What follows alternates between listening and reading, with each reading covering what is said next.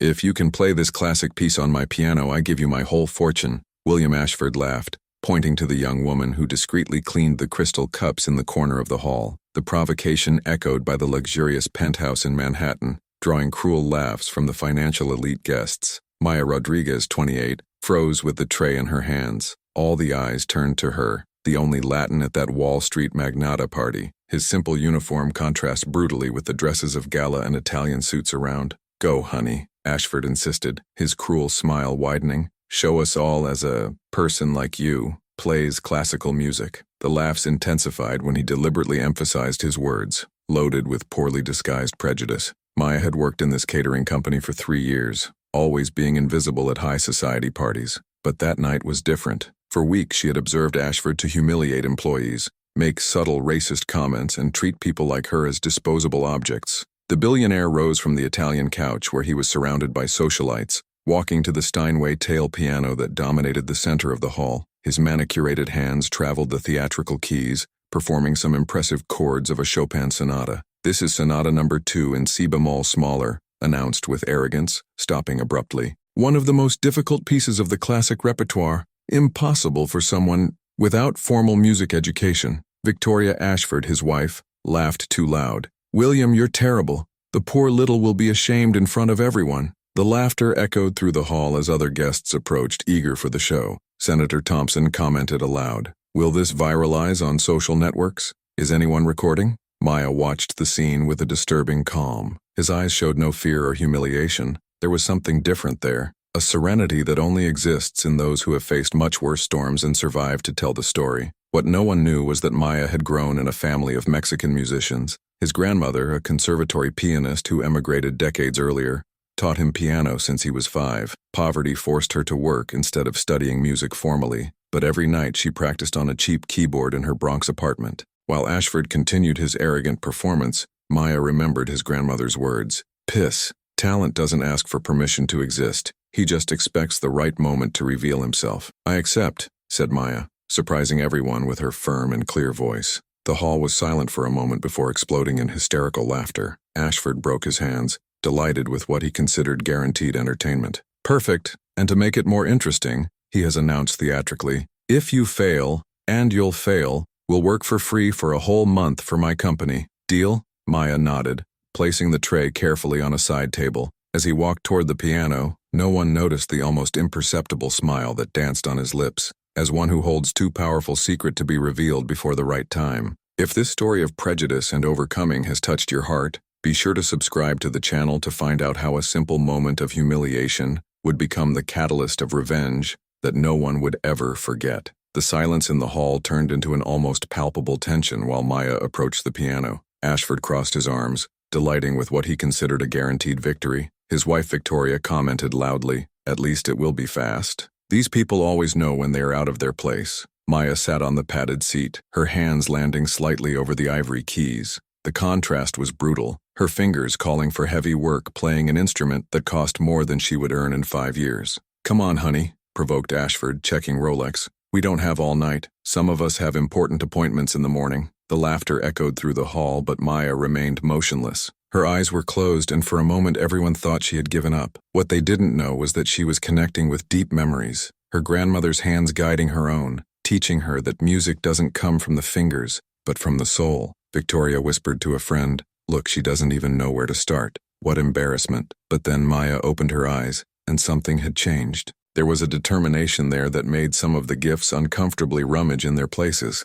She positioned her hands on the keyboard with precision that surprised even Ashford. "Interesting," the billionaire murmured, slightly frowning his forehead. "It looks like someone has played before." Maya smiled for the first time that night. "My grandmother always said that Chopin demands not only technique but passion, something money can't buy." The comment reached full. Ashford had executed the piece technically correct but cold, mechanical, just as he did everything in life. His performance was impressive to impress, not to thrill. "What insolence," whispered Victoria, but his voice carried a note of nervousness. During the last 3 years working at these parties, Maya had observed everything in silence. He saw Ashford dismissing employees by phone during family dinners, heard conversations about how these people should be kept in their places, witnessed comments about how immigrants diminished the country's standard. Each cruel word had been recorded not only in its memory, but fed a growing determination. Her grandmother, who had fled poverty in Mexico dreaming of opportunities for her family, would have been proud to see her granddaughter wearing the talent she herself had grown. Senator Thompson, one of the most influential guests, commented softly, "William, do you really think this is appropriate, humiliating an employee in public?" Ashford laughed cynically. "Relax, Thompson. It's just entertainment. She who accepted the challenge. It's not my fault if she doesn't know her limits." A black man at the bottom of the hall discreetly won the camera from his cell phone. As a freelance journalist infiltrated at the party, he sensed that something memorable was about to happen, whether for good or evil. Maya began to play, and the first note that left the piano was like a shot in silence. It was not hesitant or bruising. It was firm, accurate, loaded with an emotion that made some guests stop breathing. The chords flowed with ease that challenged all logic. His fingers danced on the keys with an intimacy that only comes from years of dedicated practice. The sonata itself, bémol smaller de Chopin, one of the most challenging pieces of the classic repertoire, was being performed with a mastery that left the gifts astonished. Ashford leaned forward, his expression changing, mocking to unbelief. "This is not possible," he murmured. But it was not only possible, it was transcendent. Maya was not just playing the notes, she was telling a story of struggle, resistance, and dignity through music. Each chord carried the weight of his experience. Each pause spoke of lonely nights practicing on a broken keyboard. The hall was hypnotized. Conversations ceased completely. Cups remained suspended in the air. Even catering staff stopped listening, recognizing that something extraordinary was happening. Each new humiliation that had suffered in that house, every biased comment, every look of contempt, all fed the passion with which he played. What should have been his defeat was becoming his redemption. Note by note, wakes up by chord, revealing that sometimes true power hides where we least expect him to find him. Maya's performance remained transcendent, each note echoing through the hall as a silent manifesto against decades of prejudice. When finally ended, the silence that followed was deafening. No one dared to break that sacred moment with premature applause or banal comments. Ashford was visibly disturbed. His complexion had lost the natural color, and small drops of sweat began to form on his forehead. That was not in his plans. The humiliation should have been fast, efficient, cruel entertainment for their guests. But now he was facing something that challenged his whole worldview. "Impressive," muttered someone in the audience, finally breaking the silence. Maya slowly got up from the bench, her hands still shivering slightly by the emotional intensity of the performance. She turned to face Ashford straight, her eyes shining with a determination he had never seen in any of his employees. "So," said Maya, her calm but meaningful voice, "I believe I fulfilled my part of the agreement." Ashford tried to recover his composure, forcing a smile that didn't come to the eyes. "Well, that was, unexpected, but obviously it was just a joke, you understand.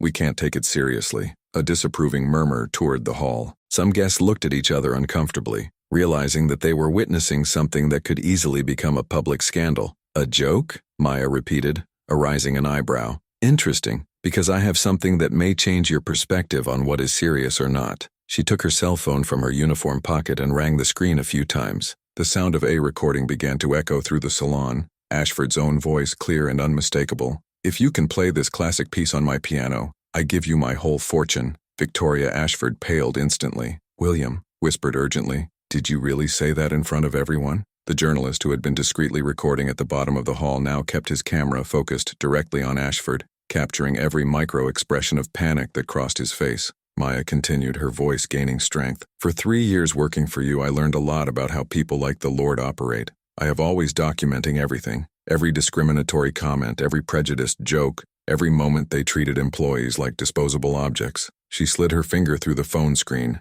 showing a digital folder full of files, audio recordings, messaging screenshots, videos, all properly dated and stored in cloud. Senator Thompson leaned forward, interested. As an experienced politician, he recognized when someone was about to be completely exposed publicly. Ashford tried to keep control. This is blackmail. You can't." "It's not blackmail," Maya interrupted calmly. "It's documentation. And now, with all this audience distinguished as a witness, including our journalist friend there, I think we have a very interesting situation." What no one knew was that Maya was not improvising. In recent weeks, since she learned that she would work at this specific party, she had meticulously prepared. Each word of Ashford had been carefully caused, each documented reaction, each witness positioned strategically. His cousin Sophia, who worked in the legal department of a civil rights NGO, had oriented how to build a solid case of discrimination in the workplace. Each recording followed strict legal protocols. Each document was authenticated and back up in multiple secure locations.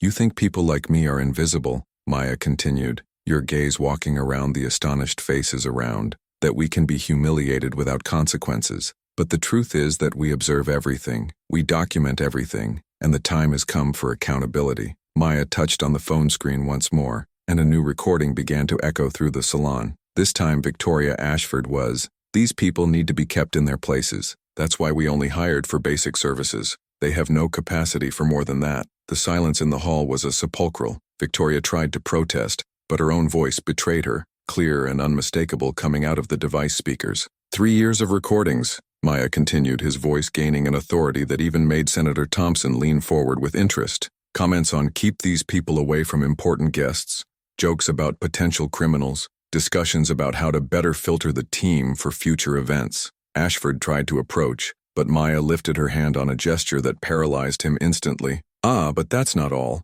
Do you remember Carmen's resignation, the Latin supervisor who worked here 8 years ago?" Some guests looked nervously. Carmen had been a respected employee who mysteriously lost his job after questioning some discriminatory practices. Maya reproduced another recording, Ashford's voice clearly saying, "I need an excuse to get rid of Carmen. She is asking many questions about our hiring criteria. Invent something about performance." Victoria was now visibly trembling. This is illegal. You can't record private conversations. In fact," a voice from the bottom of the hall, "in the state of New York, only part must consent to the recording of conversations where illegal activity is suspected." It was the journalist, who now identified himself as David Chen of the New York Times. "And discrimination in the workplace is federal crime." Ashford turned sharply. "Who let a journalist come in here?" "I invited him," said Maya calmly, "just as I invited representatives of the Civil Rights Department and the Equal Opportunity Commission at Employment. They are waiting downstairs, along with my lawyer."